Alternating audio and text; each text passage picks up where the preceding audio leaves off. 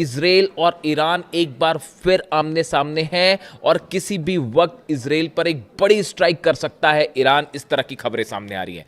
देखिए, नेतन्याहू ने यह साफ कर दिया है कि लेबनान से इजरायली सेना वापस नहीं आएगी। Netanyahu says Israeli army will stay in Lebanon as long as necessary. देखिए, ये डील की इस एमओयू की जो पहली शर्त थी वो यही थी कि लेबनान पर हमले रुकेंगे, लेकिन हमले नहीं रुके।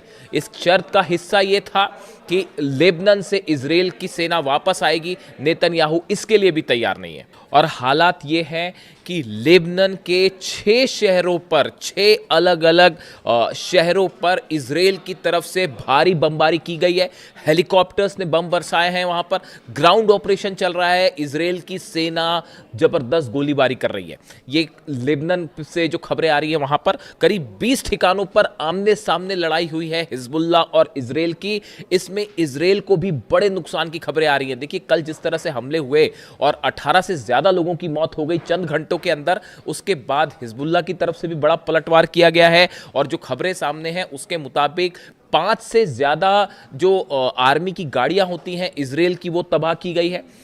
कई टैंक्स, जो मरकावा टैंक्स है, उनको तबाह कर दिया गया है। कई इजरायली सैनिक घायल हुए हैं और मौत की भी खबरें आ रही हैं। यानी हिजबुल्लाह की तरफ से भी अब जबरदस्त पलटवार किया गया है। देखिए, ये जब एमओयू साइन हुआ उसके बाद तमाम कोशिश हुई कि किसी तरह से नेतन्याहू को रोका जाए, लेकिन नेतन्याहू नहीं माने।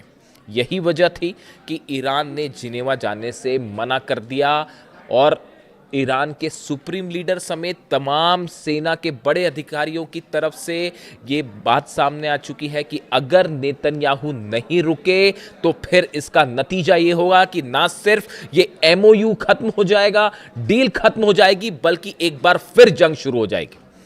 और नेतन्याहू के जो बयान सामने आए हैं, नेतन्याहू ने देखिए कल 2 बयान दिए। एक बयान मैंने आपको बता दिया कि हम किसी भी सूरत में लेबनान से इजरायली सेना बाहर नहीं आएगी। दूसरी बात जो कि बताया जा रहा है, उन्होंने डोनाल्ड ट्रंप को भी ये बात कह दी है कि इजराइल जो है अपनी सुरक्षा के लिए जो कदम उठाना चाहता है वो उठाता रहेगा, यानी कि हमले जारी रहेंगे। ये बात नेतन्याहू ने साफ कह दी है। अब इसके बाद देखिए, माना यह जा रहा है कि अब डील की स्थिति तो जो है, डील तो बड़ी दूर की बात है। एमओयू की जब पहले दौर की ही बातचीत शुरू नहीं हो पाई तो पूरा क्वेश्चन मार्क लग गया है हर चीज़ पर।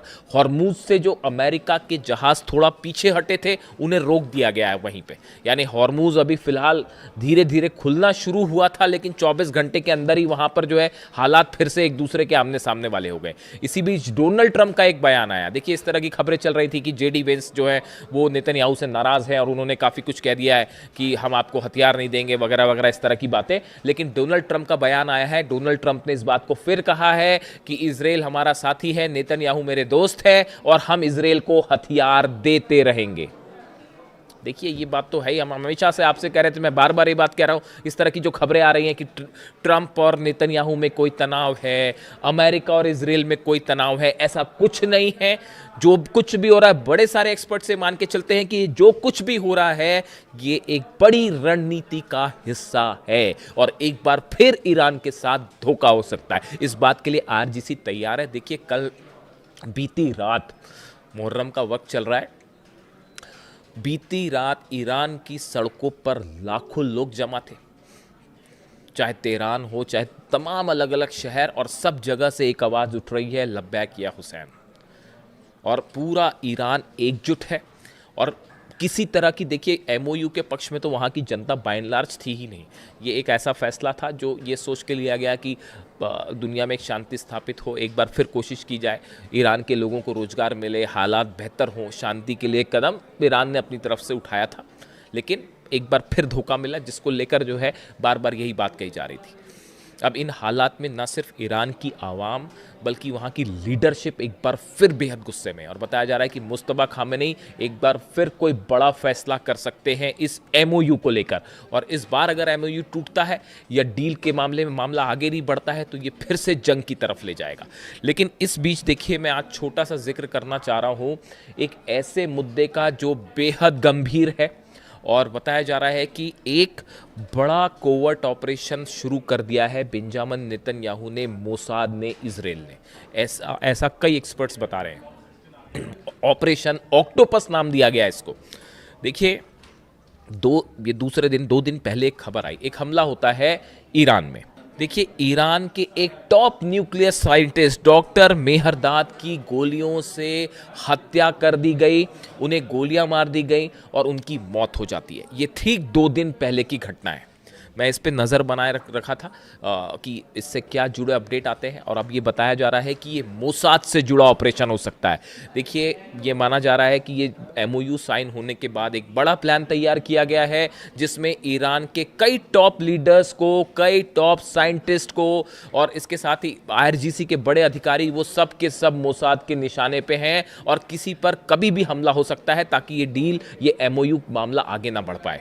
और ये जो ईरान के टॉप साइंटिस्ट हैं डॉक्टर मेहरदाद, इनका बहुत बड़ा रोल रहा था ईरान के न्यूक्लियर प्रोग्राम में, उनकी हत्या हो जाती है। इसके साथ ही एक बड़ी स्थिति यह है कि यूक्रेन में भी कई न्यूक्लियर साइंटिस्ट को निशाना बनाया जा रहा है। जो नई रिपोर्ट आई है उसके मुताबिक यूक्रेन के हमलों में एनरगोडार इलाका है, वहां पर जो ड्रोन स्ट्राइक्स हुई, मिसाइल स्ट्राइक्स हुई, उसमें रूस के 2 बड़े न्यूक्लियर साइंटिस्ट को निशाना बनाया गया। ये बड़ी हैरान करने वाली बात है कि जिस तरह से यूक्रेन भी हमले कर रहा है और रूस के साइंटिस्ट को निशाना बनाया जा रहा है, उसी तर्ज पर ईरान को भी न्यूक्लियर साइंटिस्ट को जो है वो निशाने पर लिया जा रहा है। ये क्या कोई बड़ा कोवर्ट ऑपरेशन शुरू हो चुका है? देखिए, रूस के ठिकानों पर हमले किए यूक्रेन ने, फिर एनर्जी ठिकानों पर हमले हुए, फिर परमाणु प्लांट्स पर हमले हुए, और उसके बाद अब साइंटिस्ट पर हमले हो रहे हैं। आप ध्यान से देखें, ईरान में भी बिल्कुल ऐसे ही हुआ। पहले ईरान के अलग अलग ठिकानों पर हमले होते हैं, एनर्जी सेंटर्स पे हमले हुए, उसके बाद ईरान के परमाणु प्लांट्स जो हैं, न्यूक्लियर प्लांट्स हैं, उस पर हमले हुए, और अब साइंटिस्ट पर भी हमले हुए। ये एक जैसी सिमिलैरिटी ये बता रही है कि एक बड़ा ऑपरेशन है जो शायद सीआईए और मोसाद के कोऑर्डिनेशन से चल रहा है, ऐसा कई एक्सपर्ट बताते हैं, ऐसे ईरान के आरोप हैं। सबसे अहम खबर ये भी है, ईरान ने एक बार फिर हॉर्मूज बंद कर दिया है। देखिए, बिल्कुल ठीक सुना आपने, ईरान ने एक बार फिर हॉर्मूज बंद कर दिया है, और हॉर्मूज में जबरदस्त तनाव देखने को मिल रहा है। जिस तरह से इजराइल ने हमले किए लेबनान पे, बताया जा रहा है कि पिछले 24 घंटे के अंदर 50 से ज्यादा लोगों की मौत हो गई है। पूरे लेबनान में, खास तौर पर दक्षिणी लेबनान में जो हमले हो रहे हैं, ग्राउंड ऑपरेशन हो रहा है, इस बात से नाराज ईरान ने पहले तो जिनीवा में बातचीत के लिए जाने से मना कर दिया, लेकिन उसके बाद एक ऐसा कदम उठाया ईरान ने जिससे डोनाल्ड ट्रंप और अमेरिका भी हैरान है। ईरान ने एक बार फिर हॉर्मूज को ब्लॉकेड करना शुरू कर दिया है, बंद कर दिया है हॉर्मूज को। देखिए, हॉर्मूज से कल ही अमेरिका के जो जहाज थे वो पीछे हटने शुरू हुए थे, और बताया जा रहा है कि ईरान के कई ऑयल टैंकर्स कल हॉर्मूज को पार करके अपनी मंजिल की तरफ आगे पहुंचे। लेकिन जिस तरह से लेबनान पर हमले हुए, उस बात को लेकर ईरान खासा नाराज है, ईरान के जनरल नाराज हैं, और उन्होंने हॉर्मूज में एक बार फिर अपनी ब्लॉकेट कर दिया, उसे बंद कर दिया, और वहां पर जो है अपनी छोटी बोट्स जो है उसकी तैनाती बढ़ा दी है, अपने जंगी जहाजों की तैनाती बढ़ा दी है।